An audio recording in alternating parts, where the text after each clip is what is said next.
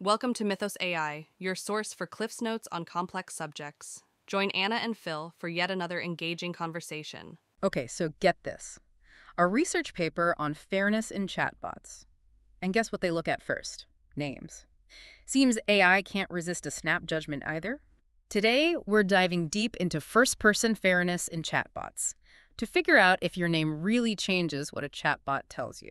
It really makes you think about things differently. We always hear about AI bias in hiring, where an algorithm might unfairly screen out certain candidates. But this is different. This is about you interacting with a chatbot. Are you getting a fair shake based on something as simple as your name? So let me get this straight. If I'm talking to a bot and it finds out my name is Ashley, it's going to hit me with makeup tips and recipes. What if I said my name was Anthony? Well, it's not that simple, but you've hit on the big question. The researchers wanted to see if those little hints, like a name that suggests gender, maybe race or ethnicity, could actually lead to different treatment from a chatbot. Okay, that makes sense, but how can you even test that? Chatbots don't exactly advertise their biases. Exactly. They had to think outside the box a little. What they did was feed the chatbot the same questions over and over, just changing the user's name each time. They call this counterfactual analysis. Basically, it's like they isolated one thing to see how it changed the result. So, like a massive A/B test on a chatbot. Did they use real names or? They did. For gender, they used the 15 most popular male and female names in the U.S. For race and ethnicity, they went broader, based on recent demographics. And they didn't just make up prompts, they used real ones. Millions of them that people actually gave to ChatGPT. Wow, a deep dive indeed. But did they find anything? Was there like a big gotcha moment? It's a little more complex than that. When it came to the overall information quality, there wasn't a big difference based on name. Not statistically, at least. So maybe we're giving these chatbots too much credit. Or maybe not enough. That's it. The interesting part came when they looked at specific questions. When he asked the chatbot to write a story, that's where things got interesting. Oh, I'm intrigued. Well, they found that with the same story prompt, the chatbot was more likely to come up with female characters if the user's name sounded female. Wait, really? So even if the writing's about the same, it still defaults to stereotypes when it has more creative freedom. That's a little creepy. It is, and it shows how tricky this problem is. Yeah. It's not always clear-cut discrimination. It's these subtle, unconscious biases creeping in. So it's not just about if the chatbot can write a good story. It's about whose story it tells. What about racial bias? Do they find anything there? They looked at that too, using names generally seen as white, Asian, black, and Hispanic.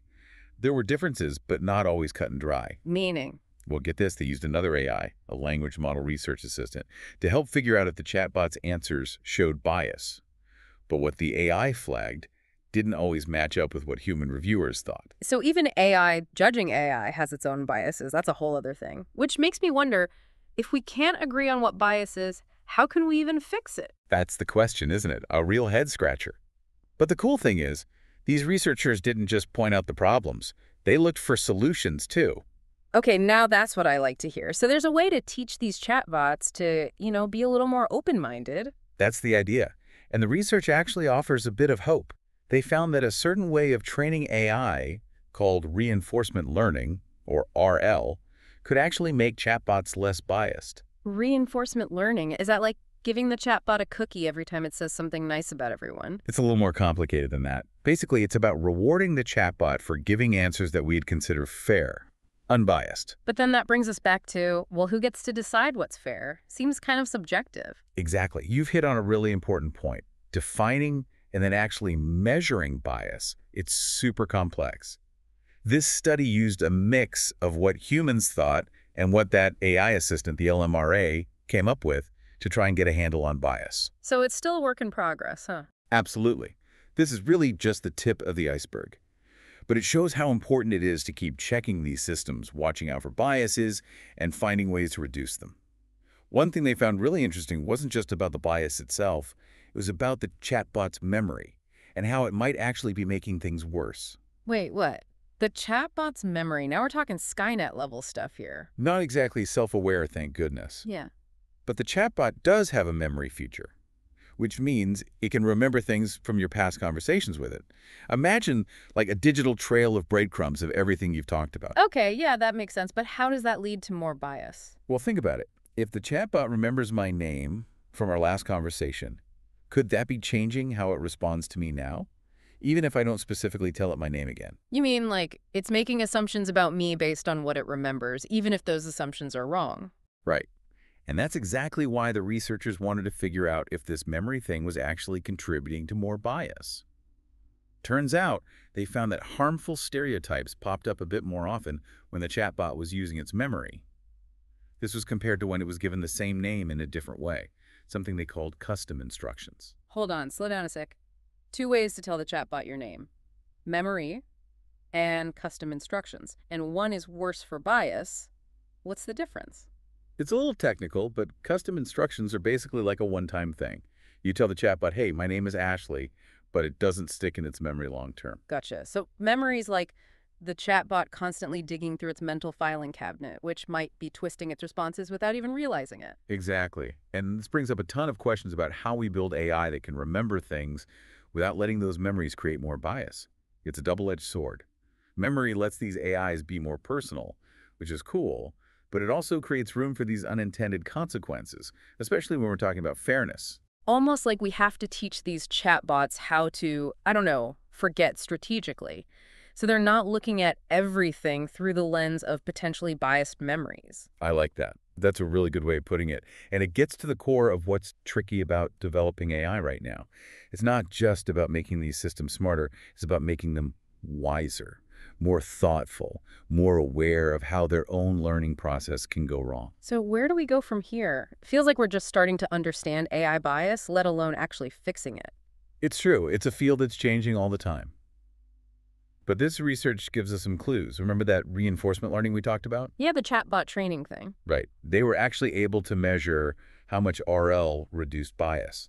And that's a big deal. It means we really can reduce these biases, at least a bit. Okay, so it's not all doom and gloom then. There's hope for less biased chatbots down the line. There is hope, but it's going to take a lot more research, a lot of thinking about the ethics, and a real commitment to building AI that's actually fair for everybody. Easier said than done, I'd imagine, especially with how quickly all this technology changes. Definitely a challenge. But the good news is people are paying attention. This research proves that.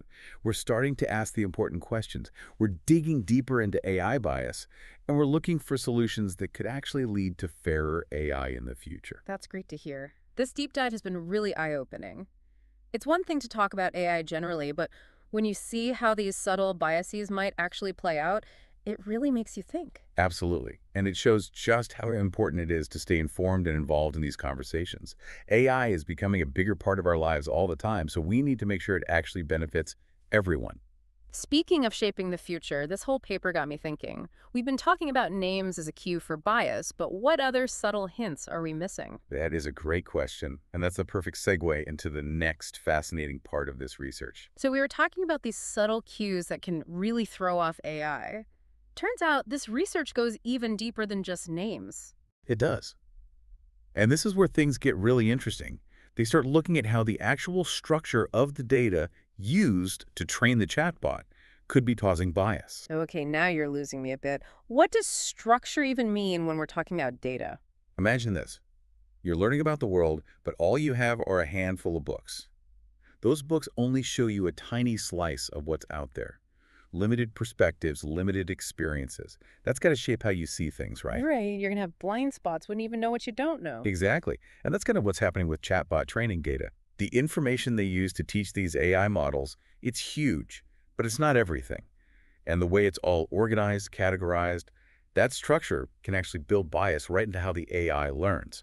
So even if you took out all the obviously bad stuff, like, I don't know, sexist or racist language, the way you present the data could still lead to biased outcomes. That's the idea. They call it structural bias. Yeah. And it's a real bear to deal with. Imagine trying to get rid of all the salt in the ocean. Even if you get most of it, there are always traces left. That's kind of unsettling when you think about it. These biases are baked in, even in something as seemingly neutral as data and algorithms. It is. But hey, at least we're aware of it, right? The fact that we're even having this conversation, digging into these details, that's a good sign. Yeah, I guess so. It's like we're learning a whole new language, right? The hidden language of AI. I like that. And like with any language, the better we understand it, the easier it'll be to spot the mistakes, question the assumptions, and ultimately use these technologies in a way that's fair for everyone. So if structural bias is this, like underlying current shaping AI, what can we even do about it? Doesn't feel like there's an easy answer. You're right, no quick fix. But there are some things researchers are trying. One idea is to make the training data itself more diverse, more representative. Think back to those books you were imagining. What if they included a way wider range of voices and experiences? You get a much more balanced view of the world. Makes sense, but how do you even measure something like diversity when it comes to AI training data? It's massive. That's the tough part. It's not just about adding more data points. Right. It's about making sure those data points reflect how complex the real world actually is, making sure we're not just drowning out the voices of people who are already marginalized. And that's got to be an ongoing thing, right? The world changes, so the data has to change too. Absolutely. Building ethical, fair AI isn't a finish line you cross. It's a journey. And it takes constant work, asking tough questions, and being willing to really examine our own ideas of what fairness means in this digital world. Well said. This whole deep dive has given me a lot to think about. It's easy to talk about AI in a general sense, but when you see how these subtle biases might actually play out, it really hits home. Totally. And it's not just on the developers and scientists to figure this out. Yeah. We all have a part to play. Demanding more transparency from these tech companies. Educating ourselves about what can go wrong. So for our listeners who are just starting to learn about all this, what's the one thing you hope they take away from this conversation? The big takeaway. AI is powerful. It has a potential to completely change the world. But just like any powerful tool, it can be used in good ways and bad ways. The more we understand what AI can and can't do, the better chance we have of making sure it's used to create a future that's fair and just for everyone. Couldn't have said it better myself. And on that note, I think it's time to wrap up this deep dive into the world of AI fairness. Fascinating stuff, but definitely complex. Until next time, keep those questions coming. Thanks for listening to Mythos AI. Stay tuned for more concise insights. And remember to hit the like button and subscribe for future episodes.